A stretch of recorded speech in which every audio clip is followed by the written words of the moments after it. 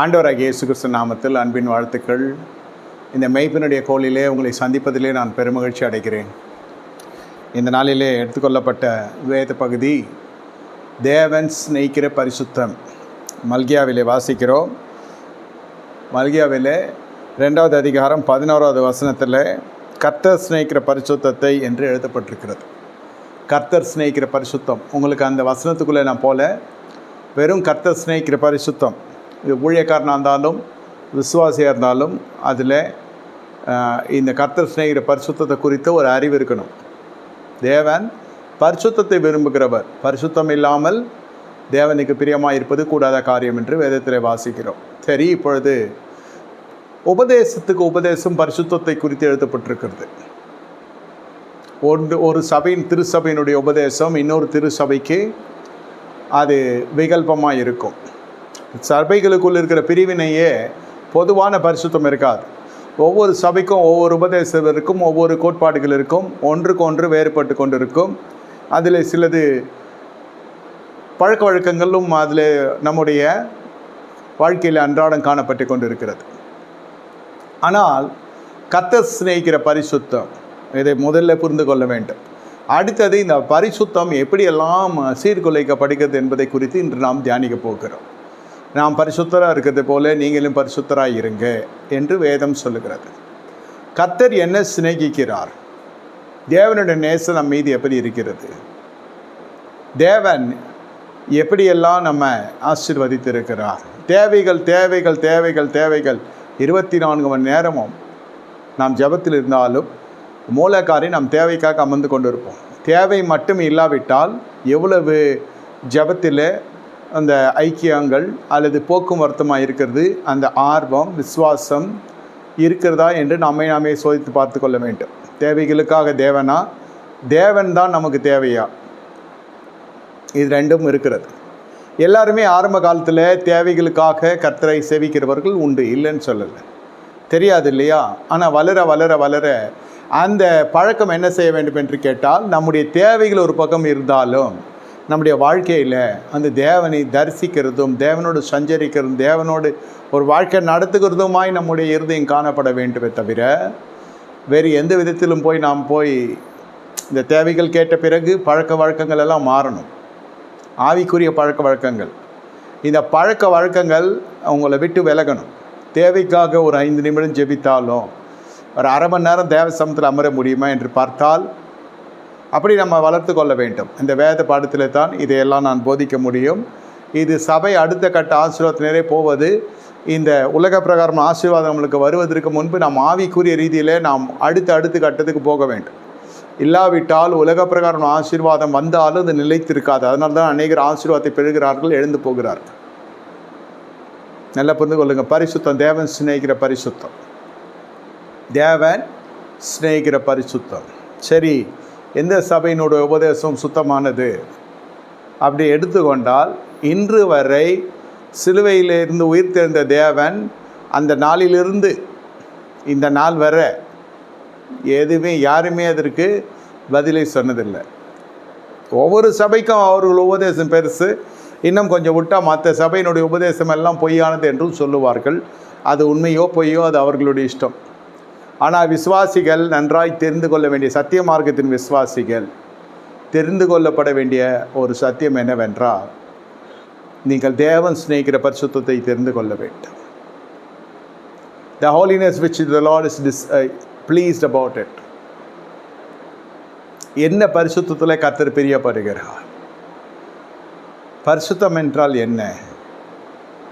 சில பேர் சொல்லுவாங்க, என்னுடைய மனசாட்சிக்கு தெரியும் ஐயா, கர்த்தர் அறிவார், என் மனசாட்சிக்கு தெரியும், நான் சுத்தமானவன், கர்த்தர் அறிவார். இந்த பேச்செல்லாம் இருக்கக்கூடாது. நீங்கள் குற்றம் சாட்டப்படாத வாழ வேண்டும் என்று கேட்டுக்கொண்டிருக்க தேவனுடைய சிறமே இந்த நாளிலே கர்த்தர் மத்தியில் அசைவாடி கொண்டிருக்கிறார். கர்த்தர் இந்த நாளில் அசைவாடி கொண்டிருக்கிறார்.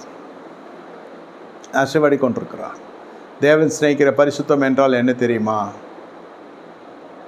தெரிந்து கொள்ள வேண்டும். அந்த இடத்துல போடப்பட்டிருக்குது, யூதா ஜனங்கள் தேவனுக்கு துரோகிகளாய் மாறினாங்க. மத்தேயு மல்கியா 3:11 2:11 வாசிக்கிறோம். என்ன அந்த இடத்துல கலப்பு திருமணத்தை குறித்து எழுதப்பட்டிருக்கிறது. இஸ்ரேல் ஜனங்கள் அந்நிய தேவதையின் குமார்த்திகள் திருமணம் செய்து தேவனுக்கு துரோகம் செய்தார்கள், கர்த்தருக்கு இது ஒரு வாழ்க்கையின் பகுதியில் எழுதப்பட்டிருக்கிறது. வாழ்க்கையில் ஒரு பகுதி தான் இந்த திருமணம் இல்லையா, முக்கியமான பகுதி. அதில் இந்த ஜனங்கள் இப்படி பண்ணிட்டாங்க. இதே தான் புதிய ஏற்பாட்டில் எழுதப்பட்டிருக்கிறது. 2 கொரிந்தியர் 6:14 அந்நியநோகத்தோடு பிணைக்கப்படாதிருப்பாயாக. என்னை கேட்டுக்கொண்டிருக்க தேவனுடைய ஜனமே, கர்த்தர் இந்த நாளிலே உங்கள் மத்தியில் அசைபடி கொண்டிருக்கிறார். உங்களிடத்தில் கர்த்தர் எதிர்பார்க்கிற காரியம் என்ன என்றால், திருமணம் மட்டுமல்ல, வாழ்நாள் முழுவதும் உங்களுடைய வாழ்க்கையில் அது பரிசுத்தம் இருக்க வேண்டும். பரிசுத்தம் இருக்க வேண்டும். பரிசுத்தம் இருக்க வேண்டும். அது என்ன என்பதை குறித்து இன்று நாம் பார்க்க போகிறோம். அதான் வேதம் சொல்லுகிறது, மனுஷருடைய உபதேசங்களை கற்பனைகளாக போதித்து, மனுஷருடைய கற்பனைகளை உபதேசங்களை போதித்து எனக்கு வீரான ஆராதனை செய்கிறார்கள் என்று ஏசாயாவில் வாசிக்கிறோம், மத்தேயுவிலும் வாசிக்கிறோம். ஆண்டவர் இப்படி சொல்லியிருக்கிறார். சரி, இது கிறிஸ்துவின் உபதேசம் என்றும் சொல்லப்பட்டிருக்கிறது. விடுதலை பெறுகிறது. பிசாசின் கிரிகளிலிருந்து விடுதலை பெறுகிற பொழுது இந்த உபதேசம் எப்படிப்பட்டதோ, அசுத்த ஆவிகளை இவருக்காக நடுங்குகிறதே அடங்குகிறதே என்று சொல்லி ஜனங்கள் ஒருவரோடு பேசி கொண்டார்கள். இந்த உபதேசம் எப்படிப்பட்டதோ என்று சொன்னதிலிருந்து விடுதலை என்பது உபதேசத்தில் ஒரு பகுதி. அந்த விடுதலை ஒரு மனுஷனுடைய கருத்திலிருந்து வர வேண்டும் என்று நினைத்தால் அது வேதத்துக்கு புறம்பான காரியம் என்று நான் சொல்ல முடியாது. அப்படி விடுதலை பெற்றிருக்கிறாங்க. ஆனால் சபை எப்படி விடுதலை பெற வேண்டும் என்று கேட்டால், சத்தியத்தின் மூலமே விடுதலை பெற வேண்டும். வேத வசனம் வேத வசனம் வேத வசனம். அப்படி ஒரு மனிதன் வந்து ஜெபிக்க வேண்டும் என்றால் கர்த்தர் நடத்துவார். இதுவும் நடக்கிறது. அனனியா வந்து ஜெபிக்கின்றால் சவுலுடைய கண்கள் திறக்கப்பட்டு பவுலாய் மாறுகிறார். இதெல்லாம் நீங்கள் பார்த்தீங்கன்னா அவங்களெல்லாம் ஆரம்ப கால ஊழியத்தில் மட்டுமல்ல, கிறிஸ்துவுக்குள்ளே வந்து ஆரம்ப காலகட்டமாக இருக்கும். ஒருவர் வந்து ஜெபித்து விட்டு போகிறதெல்லாம். என்னை கேட்டுக்கொண்டிருக்க தேவனுடைய ஜனமே, இது நம்முடைய வாழ்க்கையில் எது இந்த பழக்கம் அப்படியே தொடரும். சில சமயத்தில் ஒருவரை கூப்பிட்டு ஜெபிக்கணும், என்ன பின்னணி எல்லாம் தெரியாது, அவர்களை கூப்பிட்டு நான் ஜெபிக்கணும், அவர்களை கூப்பிட்டு நான் ஜெபிக்கணும். சரி, இதனால்தான் என்ன நடக்கிறது என்றால் பல இடர்களும் வருகிறது. இது சபை பின்னணி தெரியாது, உபதேசம் என்ன பின்னணின்னு தெரியாது, இவர்கள் அபிஷேகம் பண்ணப்பட்டவர்கள் என்று விசுவாசிகள் சொல்லுவாங்க. கிரியைகள் இல்லாமல் அந்த அபிஷேகம் அவ்வளோ வெளியரங்கமாக இருக்காது. அபிஷேகம் பண்ணப்பட்டதினால தேவன் இந்த மனுஷனை பயன்படுத்துகிறார், இவர் உண்மையான பரிசுத்தவானாகத்தான் இருக்க முடியும் என்பது பரவலான பேச்சு, பரவலான கருத்தாக இருக்கும். நான் தான் பரிசுத்தவான் என்ற அப்படி நான் சொல்லலை. நடக்கிற காரியத்தை உங்களுக்கு சொல்லிக் கொடுக்குறேன், போதிக்க விரும்புகிறேன். இதனால் என்ன நடக்கிறது என்று கேட்டால், கடைசி நாட்டில் இடர்கள் மீது இடர்கள் வந்து கொண்டிருக்கிறது. எப்படி இடர்கள் வருகிறது? தேவன் சிநேகிற பரிசுத்தம்லாம் தெரியாது. அவர் ஆரம்பத்தில் அடிப்படை பரிசுத்தின் அடிப்படையில் ஊழியத்துக்கு ஒப்பு கொடுத்துருப்பாருங்க. அந்த ஊழிய அழைப்பு பெற்றிருக்கிற ஜனங்களாக இருப்பாங்க. அந்த அழைப்புக்கு தங்களை சமர்ப்பித்திருப்பாங்க. அந்த அழைப்பில் அவங்க உறுதியாக இருந்திருப்பாங்க. ஆனால் பரிசுத்தம் என்பது அவர்களிடத்தில் வந்து போகிறதா இருக்கும். ஒரு புற வாழ்க்கை தானே மனுஷர்களுக்கு தெரியும். பிரசங்கப்படத்தில் நிற்கிற பொழுது தான் ஒரு ஊழியக்காரன் தெரியும். மற்ற நேரத்தில் தெரிவதற்கு வாய்ப்புகள் குறைவு. நடைமுறை சொல்கிறேன். இதனால் என்ன நடக்கிறது என்று கேட்டால், முழுவதும் 100% நம்ப ஆரம்பித்துருவாங்க. நம்பக்கூடாதுன்னு சொல்லலை, சபை தெளிவாக இருக்கணுன்றதை தான் இன்றைய போதனை. பரிசுத்தவான் யார் என்று கண்டுபிடிக்கிறதெல்லாம் கஷ்டம். ஆனால் நாம் பரிசுத்தவான்களாக இருக்கலாம். சில சமயத்தில் இந்த பரிசுத்தவான்களை நினைத்து போகிற பொழுது அந்த இடத்துல அசுத்தங்கள் உள்ளே சிக்கிக்கொள்வாங்க ஜனங்க. இதுவும் புரிந்து கொள்ளணும். இந்த மோசேயினுடைய தலைமைத்துவத்தில் ஆரோனும் அழைக்கப்படுகிறார்.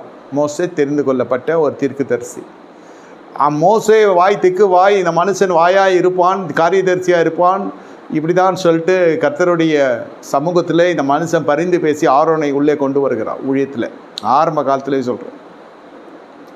மோசே இப்பொழுது சீனாய் மலைக்கு போகிறார், கற்பலகளை வாங்கி கொள்வது. அப்பொழுது என்ன நடக்கிறது? ஒரு ஆராதிக்கிற நம்ம எல்லாம் கூடுவோம்.